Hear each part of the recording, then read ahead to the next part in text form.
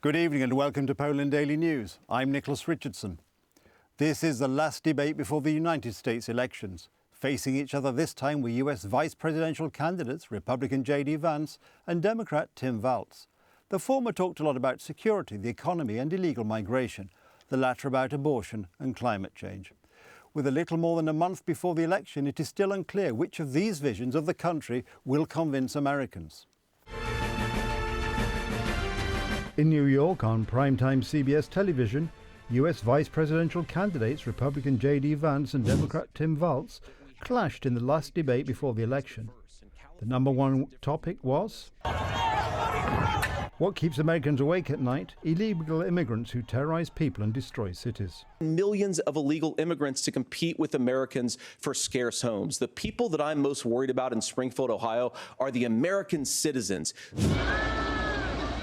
But Democratic vice presidential candidate Tim Walz is talking about the threat of uncontrolled migration, just like Kamala Harris, in generalities. Senator Vance wants to solve this, but by standing with Donald Trump and not working together to find a solution, it becomes a talking point. And when it becomes a talking point like this, we dehumanize and villainize other human beings. The uncomfortable topic of illegal migration for the Democrats was quickly curbed by the debate moderators, CBS journalists. Thank you, gentlemen. The CBP app has not been on the books since 1990. It's something that Kamala Harris created, Margaret. Gentlemen, the audience can't hear you because your mics are cut. We have so much to get to. Ohio's Republican Senator J.D. Vance. 40-year-old Republican J.D. Vance, himself raised in a poor family, was eager to talk about the economy, the declining living standards of the middle class, and rising unemployment under the Democrats. I know a lot of you are struggling. I know a lot of you are worried about paying the bills. It's going to stop when Donald Trump brings back common sense to this country. 20 years older, Tim Walz preferred, without hiding his far-left views, to talk about abortion instead of the slowing economy. This is basic human right. This is about health care. In Minnesota, we are ranked first in health care for a reason. We trust women, we trust doctors. After the debate, the Democrat-friendly CNN TV carried a poll, according to which it was Republican J.D. Vance who minimally won the duel 51 to 49%. The Democratic Party-friendly CBS TV also released its result, 43 to 42% for Vance, while the other people who participated in the poll were unable to name a winner. In fact, it was noticeable that Vance was much better prepared. He raised the issue of the passivity of the current administration because we forget that Kamala Harris is now the vice president and she co-founded President Biden's cabinet, and that it was this administration that is saddled with these mistakes related to securing the southern border. This is an important tip at the finish line of the presidential campaign at a time when White House candidates Donald Trump and Kamala Harris are fighting for every vote, especially in states where most voters are hesitant about for whom to vote. This election is about two very different visions for our nation. And the contrast, I think, was quite clear in our debate. Did y'all see the debate? If Kamala Harris gets 4 more years instead of a golden age, America will be condemned to a fate of decline, desperation, and despair. That's where we are right now. Your family finances will be permanently destroyed. Your borders will be gone forever. Tens of millions more illegal aliens will invade our cities and towns. What America will look like after the November elections, not even Americans themselves know. The Parliamentary Assembly of the Council of Europe has decided that Polish MP Marcin Romanowski no longer has immunity. The former Deputy Justice Minister in the United Right government was detained several months ago in connection with an investigation into the Justice Fund and was later released. The request for a waiver of immunity was made on Sunday by Attorney General Adam Bodnar. Is the result of this vote a surprise? The unprecedented pressure by civic platform politicians on the Parliamentary Assembly of the Council of Europe and the absurdly short time for Polish MP Marcin Romanowski to prepare his defence, who is not present today, is the main backstory of today's meeting in Strasbourg. Note that Marcin Romanowski was given just over 18 hours, less than 24 hours, to prepare his position to translate hundreds of pages into English. During the debate, there was no surprise.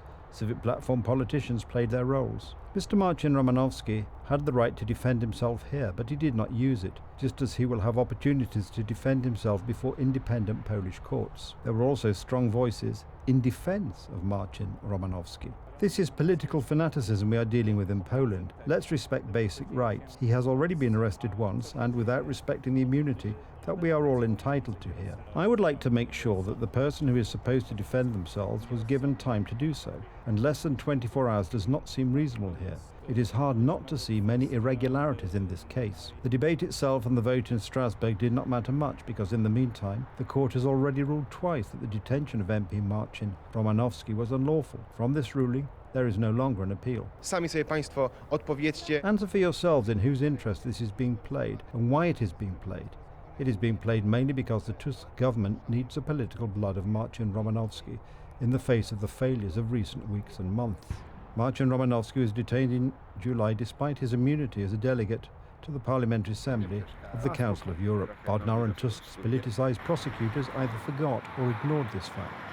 The prosecutor's office, in disregard of the Assembly's immunity, has already performed the act of presenting charges and has therefore, of its own accord, performed an act that cannot be repeated. The submission of an immunity waiver request to the Parliamentary Assembly of the Council of Europe was irrelevant to the future of the proceedings for yet another reason. Friday's Supreme Court resolution that the national prosecutor is Dariusz Balski, not Dariusz Korneluk, who requested the arrest. An additional argument is the fact that the Polish Sejm issued resolutions on the 12th of July to consent to the prosecution, as well as the detention and temporary arrest of Marcin Romanowski, on the basis of a motion signed by the prosecutor Dariusz Korneluk, who was not authorised to do so in the light of the Supreme Court resolution. Mr. Romanowski himself is calm about the political games surrounding his immunity, games that compromise not him, but the civic platform politicians and ridicule the Parliamentary Assembly of the Council of Europe. Tego typu decyzje zapadają na poziomie. These kinds of decisions are made at the political level, of entire groups rather than individual deputies. That's the first thing. And the second thing, unfortunately, everyone points to the puzzling role of the German woman, the chairwoman of the Assembly, who just happened to also become the rapporteur of my report. And it is she who is pushing through with her knee all these decisions that should take weeks, if not months. The Polish prosecutor's office, apparently not wanting to leave a shadow of a doubt as to how politicised it is, announced even before today's vote in Strasbourg that it would seek to bring Mr. Romanowski in for questioning next week. Late yesterday afternoon, Iran launched a missile attack on Israel in retaliation for the assassination of Hezbollah leader Hassan Nasrallah. In total, nearly 200 missiles were fired toward Tel Aviv. The Middle East is a region where wars have been fought continuously in recent decades. Now we have another escalation. It is worth recalling that the situation has greatly escalated since the Hamas attacks on Israel on the 7th of October last year. After that, Israeli troops attacked the Gaza Strip. A hail of Iranian rockets flew towards Israel. But Israeli army officials say most were successfully neutralized by anti-missile defenses. We dealt with several hits but no casualties. Thanks to the responsible behaviour of the public, they're listening to instructions and the operation of our defence systems, as well as the activities of our partners to protect Israeli citizens. This is yet another stage in the continuing war in the Middle East, which has international policy experts increasingly concerned that further escalation will spill over into more countries in the region. All the more so since it is already known that Israeli authorities have announced retaliation. Iran has made a big mistake and will pay for it. The regime in Iran does not understand our determination to defend ourselves and our determination to retaliate against our enemies. Iran's army command is in no way deterred. If the Zionist regime, which has gone mad, wants to continue these crimes or wants to do anything against our sovereignty and territorial integrity, today's operation will be repeated several times more strongly. Their entire infrastructure will be attacked. Support for Israel is invariably declared by the United States. Meanwhile, some countries are evacuating their citizens from Lebanon, where Israeli troops have entered, and, following Iranian rocket fire, the spectre of further escalation is only growing. Polish soldiers stationed in Lebanon as part of an international contingent have spent the night in shelters, but there is no talk of evacuating them at the moment, according to Defence Ministry officials. The Polish Foreign Ministry gave assurances that it will help those most in need. 16 Poles have been evacuated from Lebanon by Ukrainian forces, which have taken a total of 179 people out of the country. Just over a month ago, Wojciech Szczesny announced the end of his sports career, but it resumed today under incredible circumstances. An official announcement has just emerged confirming that the Pole has become a new FC Barcelona player. He has signed a contract until the end of the current season, that is, 30th of June 2025. Hi, I am very proud to be a player of FC Barcelona. Long live Barcelona. It's another twist in the life of Wojciech Szczęsny, who stunned the soccer world in late August by announcing he was retiring. I believe that Wojtek will not last too long. He's too young and will still come back to play. And he is back. The Pole got an offer that could not be refused, as one should not decline FC Barcelona. Therefore, Szczęsny will replace the injured Marc-André ter Stegen as the new goalkeeper. The signing of a contract with Wojciech Szczęsny is done on a medical transfer basis. Hence, all this is happening without fanfare and without a presentation at FC Barcelona's stadium. To play for FC Barcelona is a huge prestige for him because it will be the most outstanding and most famous club he will come to play for. An additional element is that he will have Robert Lewandowski in the team. Until recently, Wojciech Szczęsny was a star at Juventus. In the background of his departure, money. He was earning too much relative to what Juventus was able to offer him. Maybe it wasn't a problem with him earning a lot, because he was a soccer player who brought the right reputation,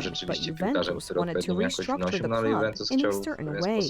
After leaving Juventus, he announced that during his soccer retirement, he would devote more time to his family. I was honestly ready for retirement. He didn't enjoy it for a long time, but it's a unique situation, and I think the family will understand it because it is FC Barcelona, so it's a big club, and he'll also be playing for the #1 position. In addition, the Spanish climate is a bonus. As far as I know, he has already managed to settle down next to Robert Lewandowski, so everything is working out here like in a fairy tale. Two Poles playing for the pride of Catalonia is a remarkable event that will surely go down in history. This is great publicity for Polish soccer. I never imagined that any Pole would play for FC Barcelona, and now we have two world-class players. I think this is a great honor. Wojciech Szczęsny, with the number 25 on his club jersey, will probably be seen as early as the 20th of October in a match against Sevilla. That's the news. Thank you for watching, and from me, have a good night and a better tomorrow.